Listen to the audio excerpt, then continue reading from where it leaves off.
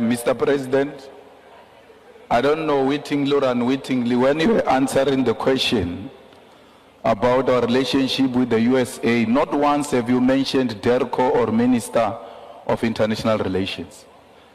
And this is as a result of you having met Elon Musk during the UN General Assembly and knowing very well the views of Elon Musk about South Africa, racist, white supremacist views about South Africa, which led to you meeting him because you thought you were going to clarify those issues. Unrepentant racist became emboldened and then made more bad remarks about South Africa even after meeting you physically. You still saw a need to go outside the diplomatic channels and made a contact with an individual, not using diplomatic relations or mechanism within which we resolve diplomatic disputes as South Africa. Don't you think you individually have emboldened white people to undermine us, and you have single-handedly destroyed the diplomatic relations of South Africa with other countries, and you have destroyed and juniorized the Department of International Relations? Mr. President. And Elon Musk, and worse, Elon Musk, you organized a meeting with him or that telephone conversation through his immoral father, politically, economically, and otherwise. A man who has engaged in business in South Africa through illegal means, even when he has admitted to do so. Those are the type of characters you can't speak to. Imagine, Mr. President, had they said Donald Trump would called the Guptas during that time. What were you going to say? You are going to say that Guptas are an independent state actor. You are not going to say that. You are going to feel undermined. And that's exactly what you have done. What are you saying about established practices of resolving issues in a diplomatic way and diplomatic channels in South Africa? Do you have a full confidence in the Minister of DERCO and the department itself? You speak about an ambassador in Washington or New York. That ambassador belongs to the Department of International Relations. Instead of talking about international relations, leadership, and the department, you talk about ambassador. But when you talk about DRC, you talk about Minister of Defense is doing 1, 2, 3. You don't say ambassador in DRC is doing 1, 2, 3. Thank you very much. Honorable President. With all due respect, the President did not answer the question. Instead, he went on and on educating us about his relations with the Minister of South Africa.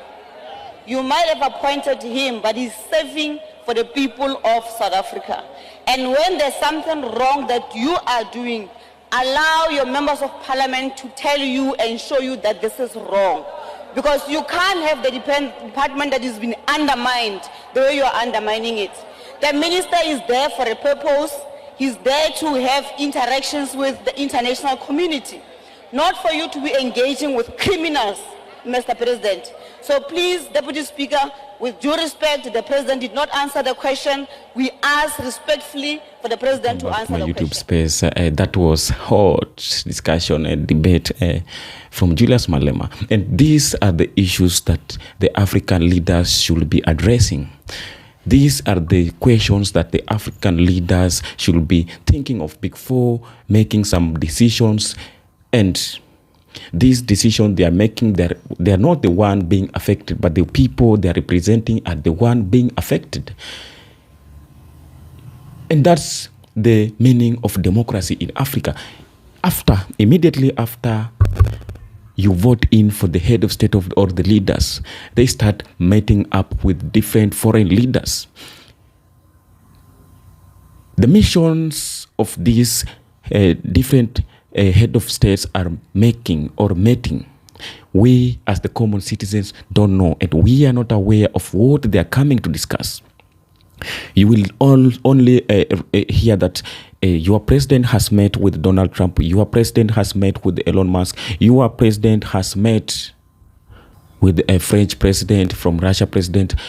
But the reason and the issues that these people that has bind these two leaders together, we as the common citizens will never come to know, even to have idea of it. So if the president of South Africa is claiming that him making a meeting with Elon Musk, maybe it's because of their good relationship or the diplomatic relationship, then why is it that there are crises every time in South Africa? Why is it that there are issues and crises, there are war in between these two countries? We all know that United States and South Africa are at war, and the reason as to why these countries are at war, we are not sure of. We as Africans, we are not sure of. We are just trying to have some allegations on maybe they are because of the South African land, because maybe the South Africans, they are after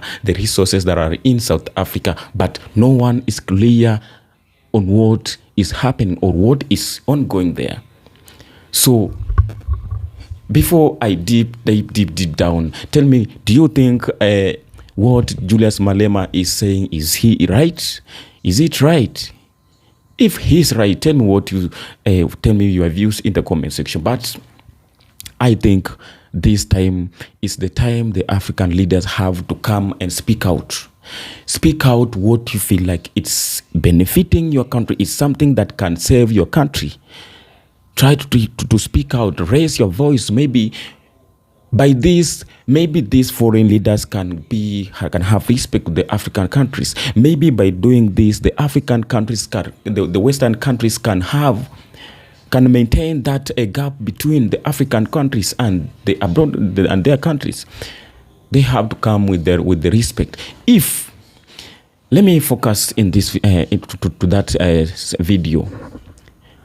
If the South African Mr. Ramaphosa is claiming that what made bind him with the Elon Musk is because of good relationship between these countries. Then we are saying no, that is false, because if that was true, then the South Africa could be in a peace. The South African citizens could not have been facing racism. Imagine the people are from the white people came from somewhere else. They are not originated from this country, but they are threatening the South Africans in their own land. If you can remember this, the other day, Donald Trump saying that coming in between the land appropriation in South Africa, that he is coming to give to issue out land title deeds to the citizens of South Africa. How can he come and interact with the affairs of South Africans while the South African self, it has the leader and the leaders of this of their own? They have the people who are specifically considered that Ministry of Lands. The president is there. They have the role to play in their own resources, in their own land. But Donald Trump coming to claim that he has to issue some title deeds to the land appropriation in South Africa. How? Because this means that they want to come and take over, dominate the South African directly. Because as I said earlier, after they issue out these land title deeds, then first, the South Africa is going to be dominated by the whites. Second, the South Africans are going to run poor generation after generation. Why? Because after the issuing of these land title deeds, you know, the common citizens there, the black peoples, the South Africans, you will be issued a title deed, but you have nothing. You have no job, you have no money, and you have to run your life. Everything that you have to run, everything. The life has to go on. How will you run on your life without money in your pocket, without jobs? Because the economy in South Africa is being run and controlled by the white people. The big offices, job opportunities are being owned by the white people. So you will have the land title deed, but you have no job. So you have to go look for the job to these white people. So if you have the title deed and you have nothing to do with your life, then the white people will come in and ask you to sell your land, to them. Then after that, you will sell out your land, you will have money, and spend your money. After finish, then you will be poor and you will end up being a squatter in some outside your country, outside your place. So that means that the white people will dominate the South Africa officially, not just like today we are experiencing some conflicts, some wars in between. So I think Julius Malema is right. And this is not only for Julius Malema, but across the African countries. Because what Julius Malema is trying to say is not only for the South Africa and South Africans, but this can happen in any of the countries in Africa. Let me not say it can happen, but it's happening even today in most of the countries in Africa, because we are experiencing our leaders. If you can remember, in some few years ago, I think in last year, the President Xi Jinping, the Chinese president, as he invited all African leaders, all 54 African leaders, and they attended that summit. Imagine one president calling out all African presidents that he want to discuss with them, and they all gone there. At what level did he take our leaders? Of course. So please, our African leaders, try to save the African continent. Try to save the dignity of Africa. Try to consider the upcoming generation. Try to consider the life of our generation, on which way they will head. Stop being puppets. Stop being puppets. This puppetry has nothing to pay off. The only thing it can pay off is suffering, misery, and new colonialism, new colonial system. They are colonizing us indirectly, and they are finding the way to come back and colonize Africa directly. Tell me what you think to the comment section. Do you think Julius Malema, what he was saying, he is right, or he is just confronting the president, Mr. Ramaphosa, and maybe for something that it makes sense? So